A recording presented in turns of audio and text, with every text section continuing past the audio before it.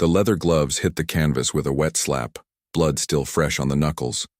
Canelo Alvarez stood over the crumpled form of his sparring partner, chest heaving, eyes wild with something that wasn't quite satisfaction. The gym fell silent except for the rhythmic drip of sweat hitting the floor. In the corner, his trainer Eduardo shook his head slowly, knowing that look, the same one Canelo wore before he destroyed careers, before he turned promising fighters into cautionary tales. But this wasn't about another sparring session gone wrong. This was about Crawford. This was about the text message that had arrived 3 hours ago, the one that made Canelo's jaw clench so hard his molars ground together. "Ready to get schooled by a real champion, little man?" The words burned in his memory like acid on skin. If you're watching this unfold, hit that subscribe button right now. You're about to witness something that will change boxing forever. Drop a comment telling us where you're watching from and smash that hype button because what happens next will leave you speechless. Trust me, you don't want to miss a single second of this. The message had come from Terrence Crawford's phone, but Canelo knew better. Crawford didn't talk like that. Crawford was respectful, measured, a technician who let his fists do the talking. Someone else was pulling strings, someone who wanted to see blood spilled under the bright lights of Las Vegas. Someone who understood that pride was the one thing that could make even the smartest fighters stupid. Canelo pulled off his gloves with deliberate slowness, each finger freed with the precision of a surgeon removing a tumor. The gym smelled of old sweat and new money, leather and desperation. Outside, the Nevada sun beat down on the strip clubs and casinos where fortunes were made and lost on the turn of a card, the roll of dice, the split-second decision of a fighter to duck left instead of right. "You sure about this, mijo?" Eduardo's voice carried the weight of 30 years in boxing. 30 years of watching young men trade their futures for fleeting glory. His weathered hands worked a speed bag with mechanical precision, the rhythm hypnotic and somehow ominous. Canelo didn't answer immediately. He was thinking about the first time he'd seen Crawford fight, really fight. Not just the highlight reels, but the full 12 rounds against Spence. The way Crawford had dismantled a man who was supposed to be unbeatable, piece by piece like a chess master sacrificing pawns to capture a king. There had been something almost surgical about it, something that reminded Canelo of himself on his best nights. The phone buzzed again. Another message, this one with a video attachment. Canelo's thumb hovered over the play button for a long moment before pressing down. Crawford's face filled the screen, but his eyes were wrong. Too bright, too eager. "Canelo thinks he's the king of boxing," Crawford said. But the words felt rehearsed, hollow. Time to show him what a real pound-for-pound champion looks like. Something cold settled in Canelo's stomach. This wasn't Crawford talking. This was someone wearing Crawford's face, speaking Crawford's words, but the soul behind it belonged to someone else entirely. The video cut to footage of Crawford's recent training sessions, but even there, something felt off. The combinations were too flashy, too designed for cameras rather than effectiveness. Crawford was a minimalist, a surgeon with his punches. This looked like a man trying to convince himself he was still hungry. "Eduardo," Canelo said finally, his voice barely above a whisper. "Call Golden Boy. Tell them we're taking the Crawford fight." The speed bag stopped its rhythmic beating. Eduardo's hands hung motionless, and in the sudden silence, Canelo could hear his own heartbeat steady and strong like a war drum. "You know what they're asking for the purse split. I don't care about money." The words came out harder than Canelo intended, edged with something that might have been anger or might have been fear. "This isn't about money anymore." Eduardo studied his fighter's face with the intensity of a doctor reading an X-ray. What he saw there made him reach for his phone without another word. In boxing, there were fights for money, fights for titles, and fights for pride. The last kind were the most dangerous because they were the only ones where winning wasn't enough. You had to destroy your opponent completely, leave them questioning everything they thought they knew about themselves. The call connected on the second ring. "Oscar? It's Eduardo. Canelo wants Crawford." "Yes, I know what they're asking." "No, he doesn't care." A pause. "Because someone's playing games, and you know how Canelo feels about games." While Eduardo negotiated, Canelo walked to the heavy bag that hung in the corner like a leather-wrapped confession booth. His hands were still bare, knuckles already swelling from the sparring session, but he needed to feel something solid, something real. The first punch landed with a sound like a gunshot, echoing through the empty gym. The second came faster, harder. By the 10th punch, his knuckles were bleeding again, but the pain felt clean, honest. The truth was, Canelo had been waiting for this fight longer than he cared to admit. Crawford represented something that kept him awake at night, the possibility that there was someone out there who could do what he did, but better, faster, smarter. The possibility that all his victories, all his titles, all the respect he'd earned punch by punch, could be stripped away in 36 minutes of violence. But there was something else, something that made his stomach twist with an emotion he couldn't quite name. The Crawford in those videos wasn't the Crawford he'd studied for years. This was someone desperate, someone trying too hard to prove something that should have been self-evident. It reminded Canelo of himself in the early days, when he was still trying to convince the world, and himself, that he belonged in the ring with the best. "It's done," Eduardo said, hanging up the phone. 8 weeks from Saturday. MGM Grand. 60-40 split in your favor, but Crawford gets pay-per-view points if it goes over 2 million buys. Canelo nodded, but his mind was already elsewhere, already in that ring, already feeling the heat of the lights and the weight of expectation. 8 weeks to prepare for a man who might not even be himself anymore.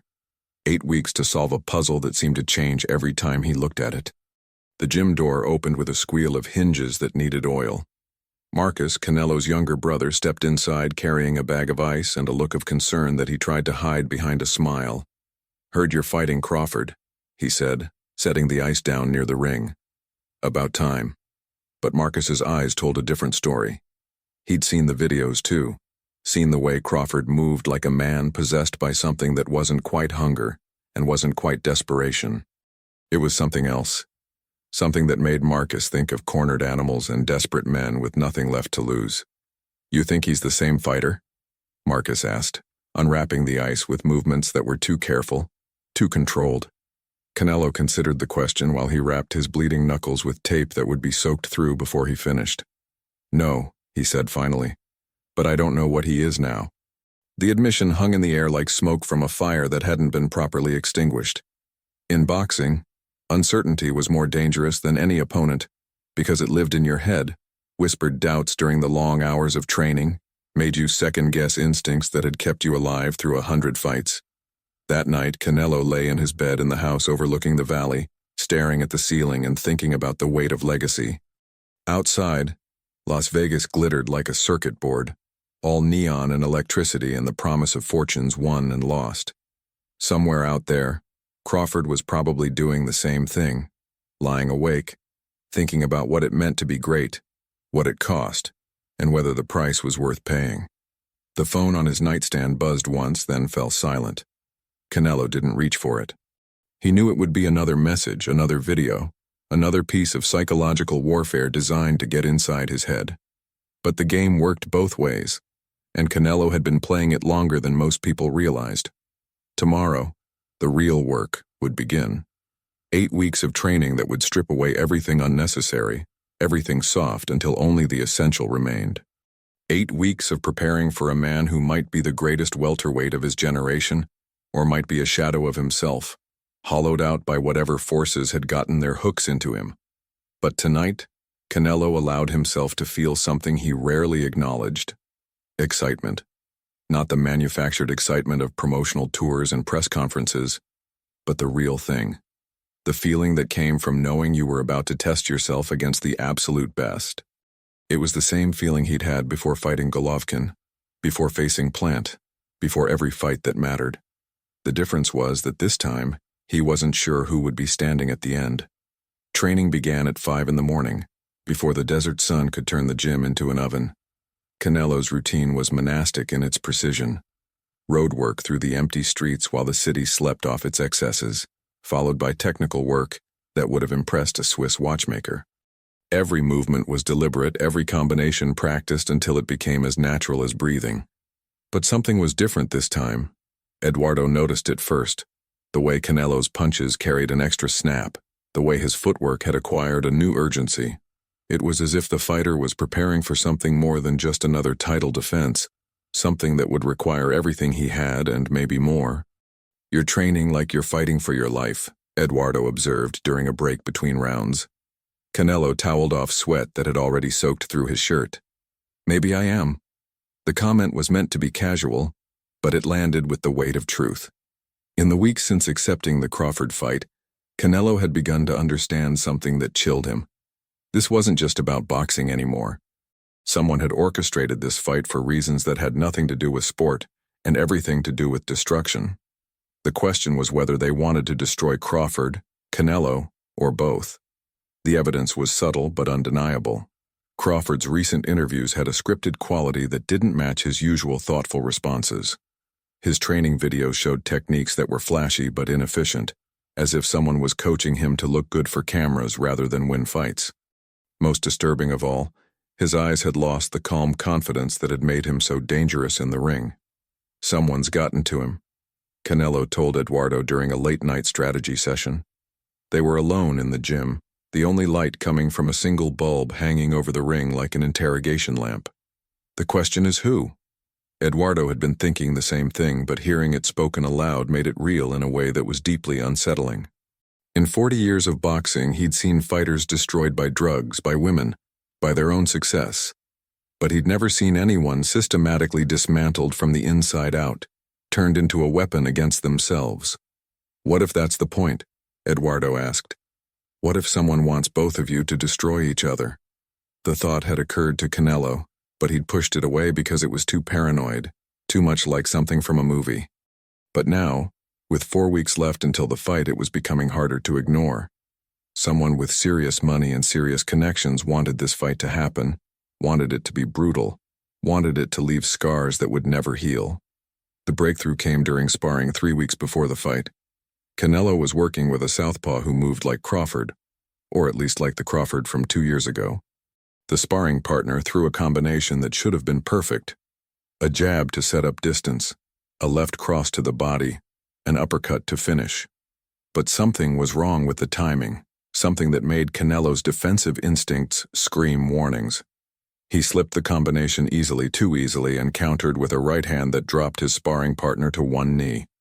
As the man shook his head clear, Canelo realized what he'd been seeing in Crawford's recent videos. The timing was off because Crawford was fighting someone else's fight, using someone else's rhythm. Whoever was coaching him had tried to turn him into a different kind of fighter, and the result was a man caught between two styles, master of neither. "He's been compromised," Canelo said to Eduardo after the sparring session. "Someone's been working on him, changing his style, making him doubt his instincts." Eduardo nodded grimly. "The question is whether he knows it." That night, Canelo did something he'd never done before a fight. He called his opponent. Crawford's phone rang 4 times before going to voicemail, but Canelo didn't leave a message. Instead, he sent a text that said simply, "We need to talk." The response came an hour later. "Meet me at the old gym on Charleston, come alone." The gym was a relic from boxing's grittier past, the kind of place where fighters learned their trade on concrete floors and heavy bags held together with duct tape.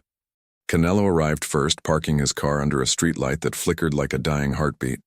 The neighborhood was the kind where people minded their own business and asked no questions, where the sound of fists hitting leather was as common as traffic noise. Crawford was already inside when Canelo entered, shadow boxing in the dim light with movements that looked more like the real Crawford. Economical, precise, deadly. When he turned to face Canelo, his eyes had some of their old clarity, as if being in this place had reminded him of who he really was. "You feel it too," Crawford said without preamble. It wasn't a question. "Someone's playing games," Canelo replied. "The question is who?" Crawford stopped moving, his hands dropping to his sides. In the weak light, he looked older than his years, worn down by something that had nothing to do with physical training. "My new management team," he said finally. "They came to me 6 months ago with promises of bigger fights, bigger paydays. Said they could get me the Canelo fight I'd been wanting. And you believed them?" "I wanted to believe them." Crawford's voice carried the weight of a man who'd realized he'd been played.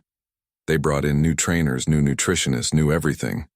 Said my old team was holding me back, that I needed to evolve my style to beat you." Canelo felt pieces of the puzzle clicking into place. They changed your training. Everything. Made me work on combinations I'd never used, footwork that felt wrong, timing that went against every instinct I'd developed over 15 years of fighting. Crawford's hands clenched into fists. I kept telling them it didn't feel right, but they had videos, statistics, proof that their way was better. Proof can be manufactured. I know that now. Crawford moved to the heavy bag, running his hands over the cracked leather like a man touching an old friend. But I was hungry, man. Hungry for that one big fight that would cement my legacy. They knew exactly what to say, exactly which buttons to push. Canelo understood. He'd been in the same position once, early in his career, when promoters and managers had tried to mold him into something he wasn't. The difference was that he'd had Eduardo, someone who cared more about his well-being than his earning potential. "So what do we do?" Canelo asked. Crawford looked up from the heavy bag, and for the first time since they'd started talking, he smiled. It was a predator's smile, cold and calculating and completely genuine. "We give them the fight they want," he said, "just not the way they expect." The plan they hatched in that dingy gym was simple in concept, but complex in execution.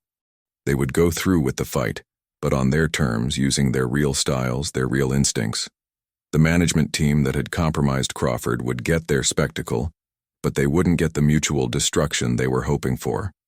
"There's something else," Crawford said as they prepared to leave. "I think I know who's behind this." He pulled out his phone and showed Canelo a photo from a recent meeting with his management team. In the background, barely visible, was a man Canelo recognized, a casino owner with connections to organized crime, someone who'd been trying to get his hooks into boxing for years. "Vincent Torino," Canelo said, the name tasting like copper in his mouth. "You know him?" "We've met." Canelo's voice was carefully neutral, but his eyes had gone hard. "He tried to buy a piece of me 3 years ago. When I said no, he made some threats." Crawford nodded.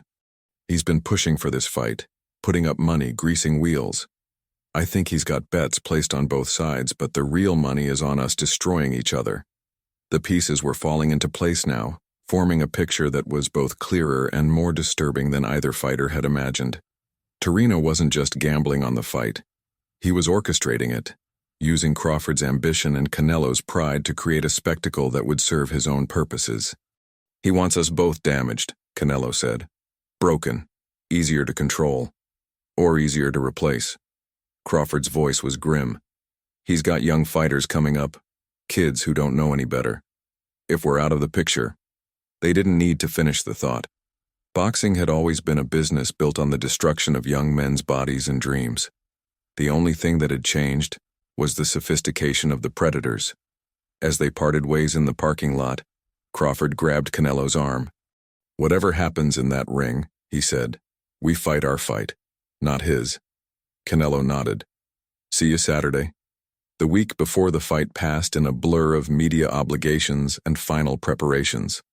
Canelo went through the motions of the promotional tour, answering the same questions, posing for the same photos, all while his mind worked on the problem of how to give the fans a real fight without giving Torino the destruction he was hoping for.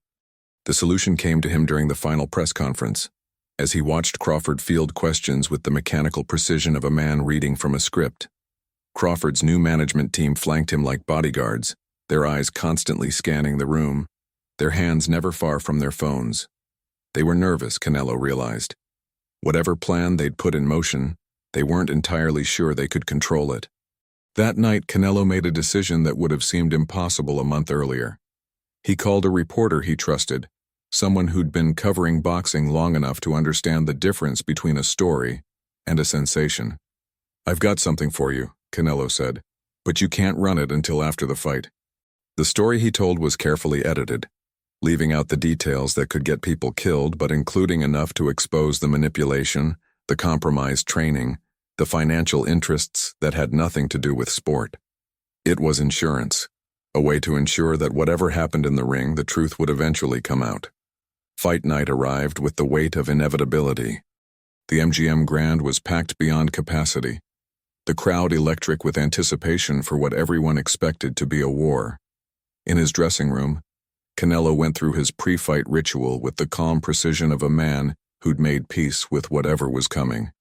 Eduardo wrapped his hands with the same care he'd shown for 15 years, each loop of tape a small prayer for protection. "You ready for this, mijo?" Canelo flexed his fingers, feeling the tape pull tight across his knuckles. "I've been ready my whole life."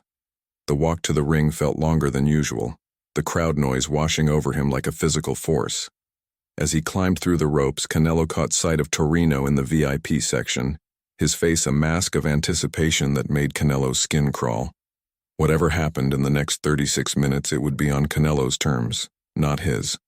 Crawford entered the ring with his old swagger restored, moving like the fighter who'd dominated the welterweight division for years. When their eyes met during the referee's instructions, Canelo saw something that made him smile. The real Crawford was back and he was ready for war. The opening bell rang like a gunshot in the cathedral silence that had fallen over the arena. For the first minute, both fighters circled each other warily, feeling for timing, looking for tells, remembering that they were facing someone who could end their career with a single mistake. Crawford threw the first meaningful punch, a jab that Canelo slipped by millimeters. The return fire came instantly, a right hand that Crawford barely avoided, the wind from it ruffling his hair. The crowd erupted as both fighters realized they were in for the kind of fight that would be talked about for decades. But something was different from what everyone expected. Instead of the reckless brawl that Torino had orchestrated, this was chess played at light speed. Two masters of their craft operating at the absolute peak of their abilities. Every punch was thrown with purpose. Every defensive movement calculated to set up the next attack. By the third round, it was clear that both fighters had abandoned whatever game plan their camps had given them. This was pure instinct now, 15 years of training and experience distilled into split-second decisions that could mean the difference between victory and unconsciousness. Crawford landed a left hand to the body that made Canelo's knees buckle, but the Mexican champion fired back with an uppercut that snapped Crawford's head back and sent his mouthpiece flying into the crowd. Neither man backed down. Neither man showed weakness, but neither man tried to destroy the other unnecessarily. The middle rounds were a masterclass in boxing technique, each fighter adapting to the other's style in real time, making adjustments that would have taken most fighters weeks to implement.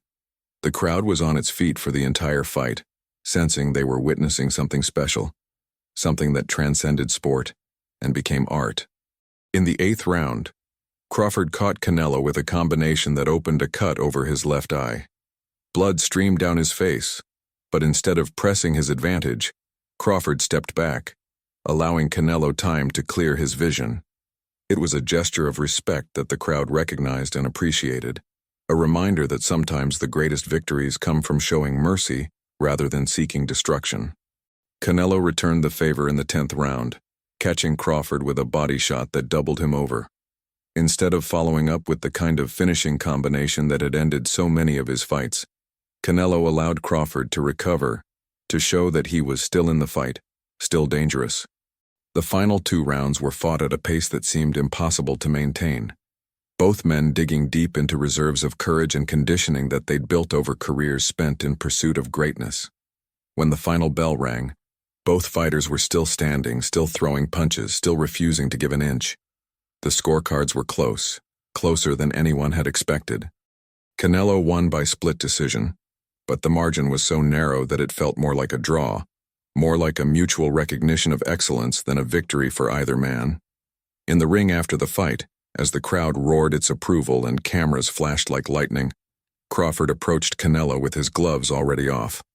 "Thank you," he said, his voice barely audible over the noise, "for giving me my fight back."